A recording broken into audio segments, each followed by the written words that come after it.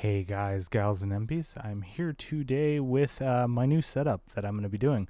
I said I still want to be doing music production, but I'm going to be doing it inside of a DAW, and that's where this setup comes in. So I'm using a fairly cursed setup. This is NDI stream from a MacBook. It'll be a Mac Mini with an M2 Pro later on, but this is just a MacBook Air with an M2. I bring that up because we'll see the performance, and it works pretty well. And then it's going into my gaming PC, which I'm using to overlay my avatar here. And you see my motion tracking is working very well. I really love it. It's just so fun to use. Yeah, and I can easily capture my audio and video sources, overlay into it, and I think it looks pretty cool. I'm trying to capture a different audience with the whole DAW-based production. I'm out of the hardware game at this point. The only hardware I'm keeping is the MPC Live, or I'm sorry, it's not the Live, it's the MPC Key 37. Why did I call it the Live? But that said, yeah, I think for me at least, I've put down so many ideas within Logic that I've just not been able to do in hardware within a few days that I've been trying to do for months in hardware. So I think, at least for me, the whole going from Dawless to a DAW is a fantastic change. One of the pieces of hardware I did just recently get was I bought a Minilab 3 because I needed a small MIDI controller. Trying to put in notes just within the DAW is kind of it's very daunting if you don't have a MIDI controller. And since the KeyStep Pro is a little too much than what I need, the Minilab 3 works pretty well. It does feel cheap, but it was cheap. So, that said, it has a 5-year warranty, which is really surprising for a $100, MIDI controller. But it's USB-C, so that's cool. And the keys feel okay. I'll say they feel okay. But that said, I kind of want to just test my new setup to see how it works. I think the motion tracking is still working absolutely fantastic. Let me know what you think on that portion of it. I am definitely keeping my avatar, so, if you're going to be nasty about it and say, get rid of your avatar, it's not happening.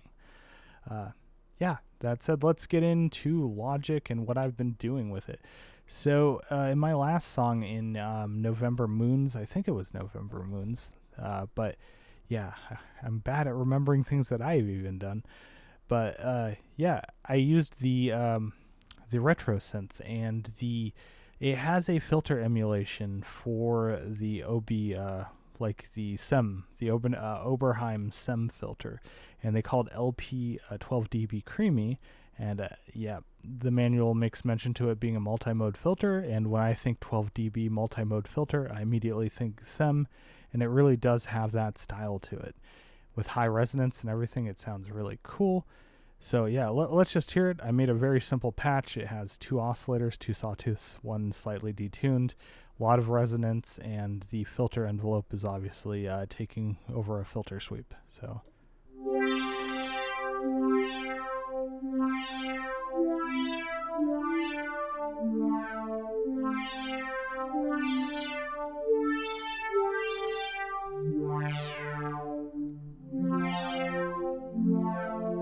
Let me take down the resonance just a little bit.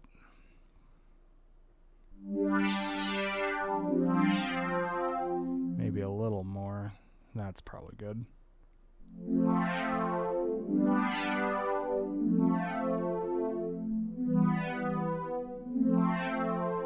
Alright, yeah, and then the magic really comes in when I use Valhalla Supermassive. This has easily become one of my favorite reverbs, pedal or not, and it's completely free, which is just amazing. So I'm going to use a preset here called We Are Stardust. I've modified it to have almost a 50-50 mix. Let's just turn it up a little bit. And let's turn it on, and now let's hear that.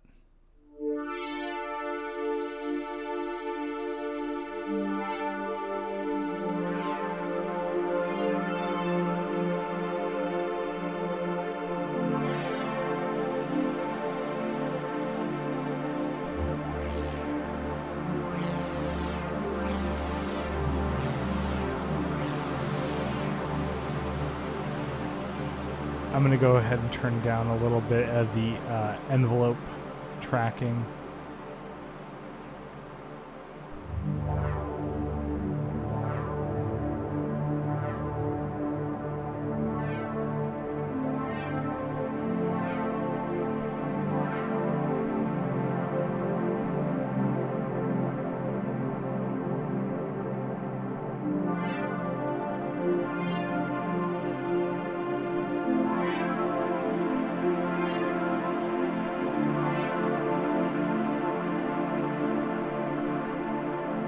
I think that sounds absolutely fantastic. So yeah, that's a built-in synth. That's just built into Logic, and it does so much, and the analog portion of it is amazing. This can do wavetables, it can do FM. Obviously, if you go to the wavetables, look at that. It looks like a PPG wave. It has that livery to it. And then if you go to FM, of course, you guessed it, that's a DX7. So yeah, it does all that. I'll have more videos in the future on this kind of production stuff. I'm kind of just testing out how this streaming setup is going to work and how well it records and what people think of the setup. I think it's fantastic. But yeah, I'll be doing things where some production tips for like ambient music, video game music, and things like that. It can easily translate onto hardware synths too, so you won't feel left out if you're still using hardware. But yeah, like I said, this is perfect production for me. So yeah, I'll go over like the ideas of making pads and things like that, and patches and things like that. And like I said, it can translate to hardware. So that said, as you can see here, I kept this performance monitor up in the upper left-hand corner. One of the problems with my current capture setup, the cursor isn't captured correctly. I'll have to figure that out or figure something out, maybe in post. But in the upper left-hand corner, you see the performance monitor, and even with those two plugins and with that really good sounding analog emulation there, it barely touched one CPU core on an M2 MacBook Air, which it's passively cooled, and it's an older chip by today's standards. So I am definitely not going to upgrade to an M4 MacBook anytime soon. I was going to initially, but I have an M2 Pro Mac Mini that has even more processing power than this. It has 6 of the high performance cores. This is using 4 for Logic, and it has plenty enough headroom, which is just amazing to me. So if you're looking for a cheap setup to get into the Logic game using the new Apple Silicon, look for a M2 Mac Mini, because you're probably going to see them come up used for fairly cheap, since the new Mac Mini with the cursed power button on the bottom is coming out soon. But yeah. So yeah. Anyway, that said, that just sounds really, really cool. So we'll go ahead and turn off Valhalla for right now, and I want to show another plugin. This is a free plugin. This will work in pretty much any DAW. There's a VST version. There's obviously an AU version, which I'm using here. But that is right here. Let me bring it up. And that is OsTIrus. And this is a Access TI emulation. It is a perfect emulation of it. It emulates the platform, the DSP, the Motorola DSP based on it. You'll have to find the firmware for it. I can't say where you can find it. There's a gray area with getting it. It's copyrighted material. I happen to find it. That said, I don't have any qualms of like using it, because one thing is Access doesn't make synths anymore. They're out of the game. The company is dealing with the Kemper side of things. They're making modeling amplifiers, and they just don't care about the synth community anymore. So that said, this is an absolutely fantastic sounding digital synth. And I'm sad that I didn't try it months ago when this was fully out. So I'm going to go into the category things. There was a pad here. Let's see, it's under pad. It was called 9th, or no, let's see, was it 7th? Yeah, so it was this one, but it was N. So can I search here? Oh, haha. That one's funny. Alright, so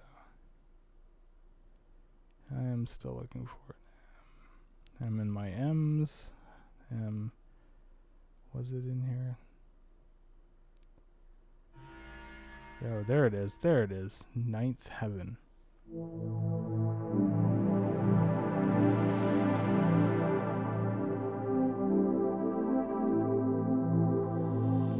And I think that sounds absolutely amazing. So I borrowed an Access virus years ago. It was like one of the early ones from a friend, and I really, really liked it, but they were still very expensive at the time. I had a Blofeld, similar concept, also German manufacturer, wavetable synth. I really think that the virus sounds the same. I hope the Blofeld goes out of production sometime soon, so we can I can feel good about using the ROM from it.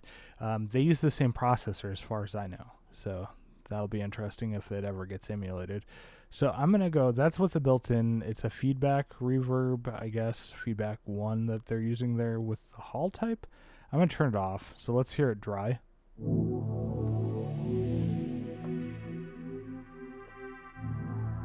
Alright, this one's a little more quiet than the retro synth, so let me bring up the level.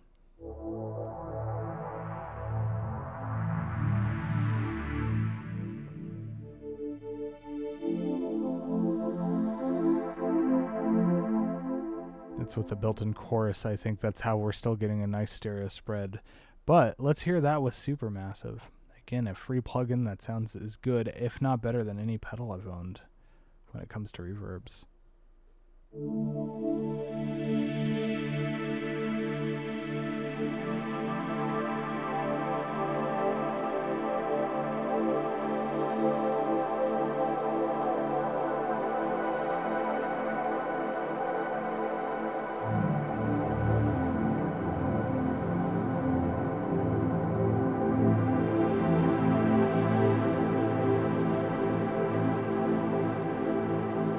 Oh man, that's such nostalgia there. If you listen to that sound, it kind of has that basis of a lot of the early 2000s, late 90s jungle music.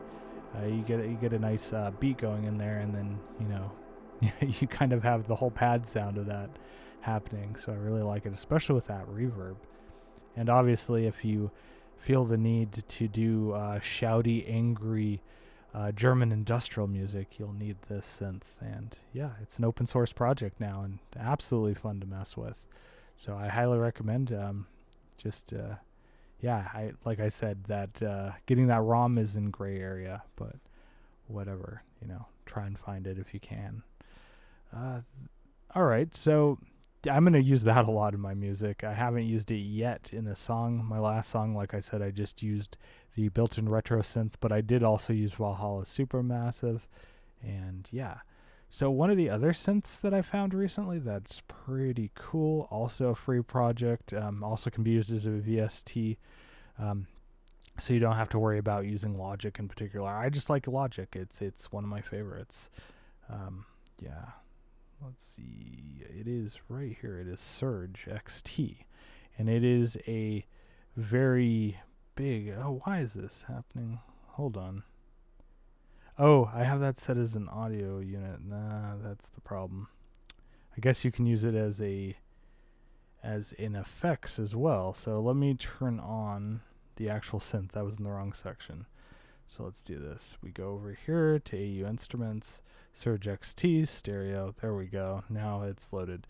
Let me go ahead and turn on Valhalla again. Hopefully it kept my settings. It probably didn't. It didn't, but I can just go back and choose reverbs. We'll go up to massive. We'll use We Are Stardust. We'll make that 50% mix. And just to get started, we'll turn that off. But yeah, so one of the reasons I like this, free and open source. You can use it practically in anything that supports a plugin. It has VST, has the clap, or whatever format, some open format that they're trying to use instead of VSTs, which is cool. I'm all for open standards. Has AU versions of it. It is compiled now to run on Apple Silicon, I think, natively as well, which is really cool. Everything I've shown so far is Apple Silicon native if you're using it on the Apple platform. Obviously, it'll run on x86 just fine. But yeah. So it is a VA synth. It is an FM synth, and it's a wavetable synth. So by default, it seems to have a little bit of reverb to it. I don't know what's going on with that. Let me turn off the sends. Let's just see. And I have Supermassive turned off. I've just noticed that. It must be something. I'll get better with it. But I kind of wanted to demonstrate the filter. I demonstrated the nice SEM style filter. This has no BX filter.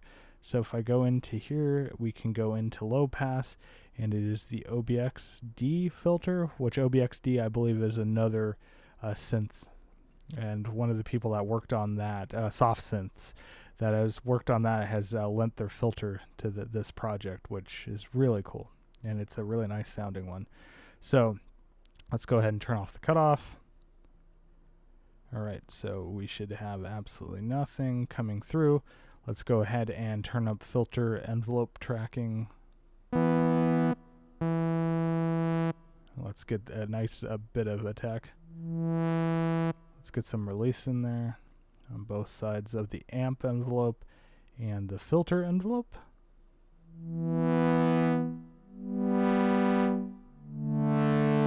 Let's get some resonance, lots of it. And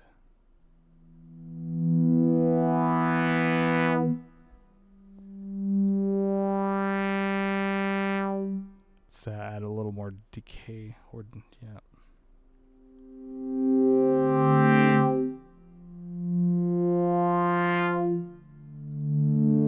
Let's get a second oscillator in there.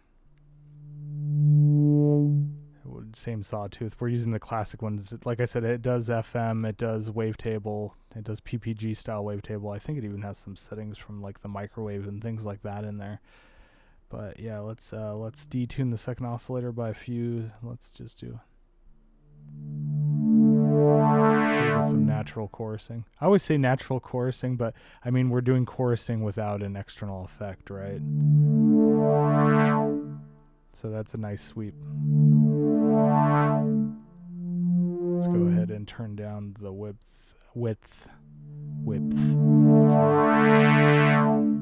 All right, and let's turn on supermassive. Let me go down an octave and then listen to this. I mean,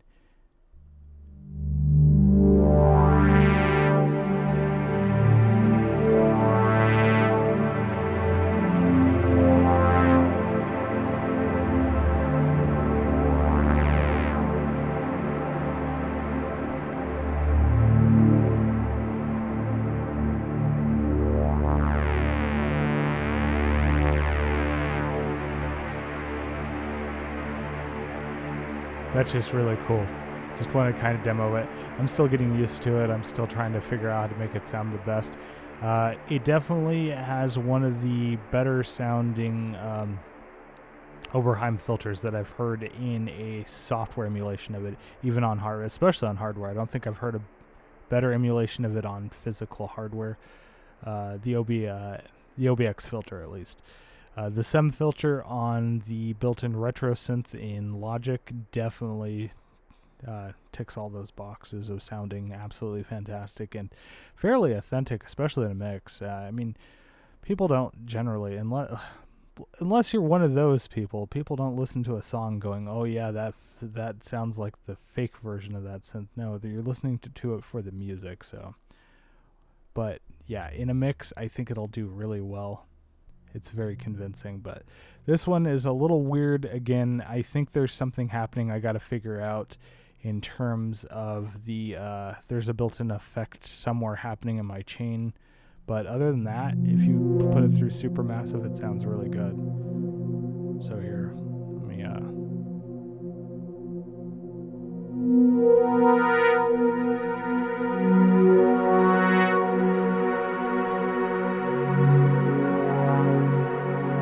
turn down the volume a little.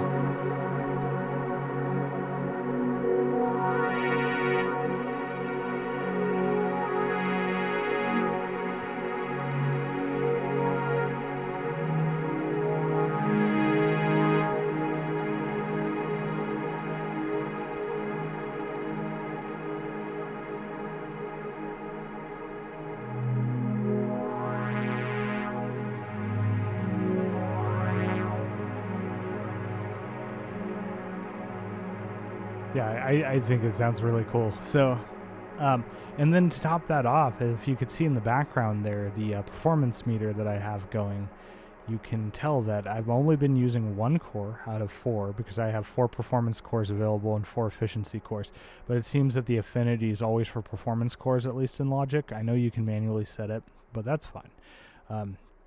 It works so well on an M2. This is a passively cooled M2 as well. And it is just doing so well with this. Is Supermassive. This is a copy of this synth, just running really well. The virus emulation runs very well on it, as well as does the built-in retro synth. And you can have so many versions of it open, and I still don't go. I've had 6 versions of the retro synth open at the same time, and I wasn't even going past 50%, and that was with Valhalla Supermassive, and that's on 1 core, and I still have 4 to go.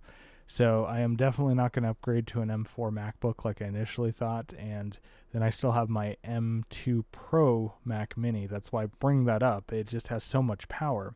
So that said, if you are looking for a really cheap entry into the market for using Logic in particular, I've not tried any other DAWs on the M2 or the Apple M platform, but since the new MacBooks and the new Mac Minis are coming out, I'm sure you can find a Mac Mini, an M2 base Mac Mini, which is just as powerful as this laptop, but with active cooling too, mind you, so it won't run into thermal throttling issues, not that I have.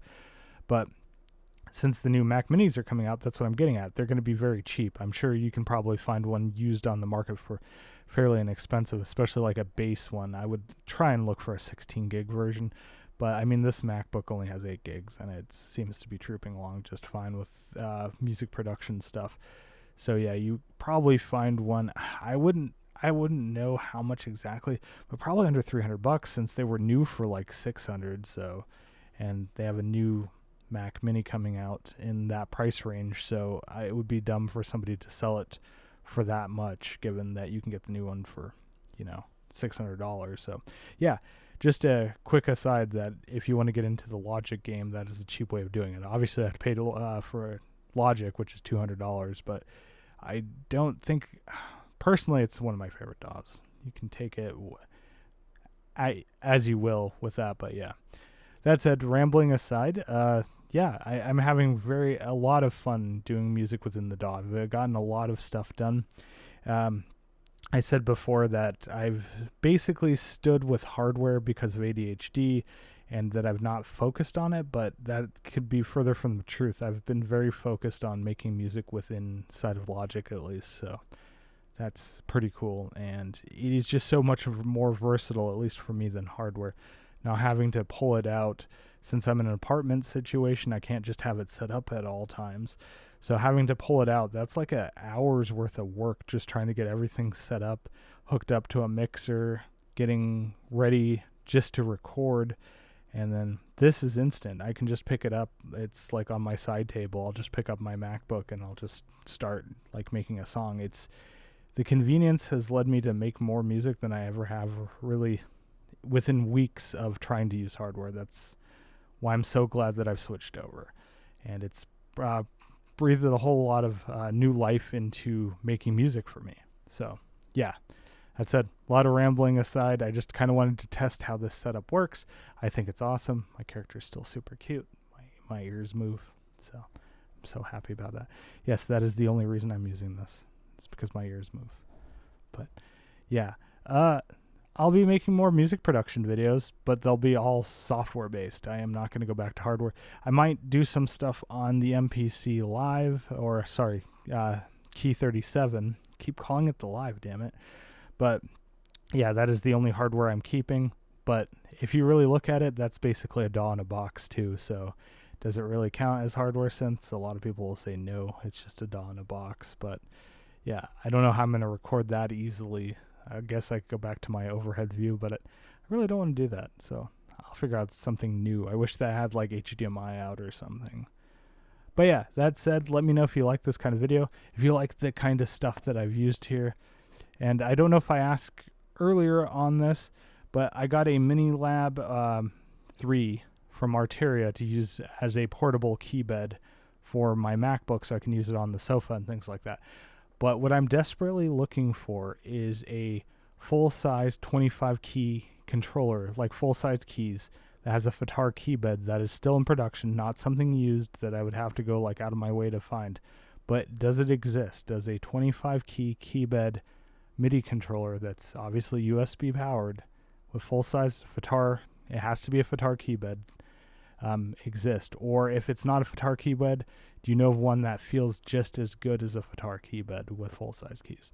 Let me know in the comments if you know of something like that, and I want to use that for my desktop, my Mac Mini setup. So yeah, that said, thanks for watching, and if you like this new form content, this is kind of what I'll be doing along with my photography stuff and things like that. I'll just be doing more things that aren't music related as well. I'm still doing music production, just not with hardware. I don't have the drive anymore to keep buying hardware. When you run into a problem and you can't solve it with the hardware you already have, it's like, oh, now I need new hardware to fix that issue I had before. Within like Logic or a DAW, it already has everything I need, and I've been able to solve it either with free software or just with the built-in stuff. All right, talk to you later. See you in the next video. All right, thanks, bye.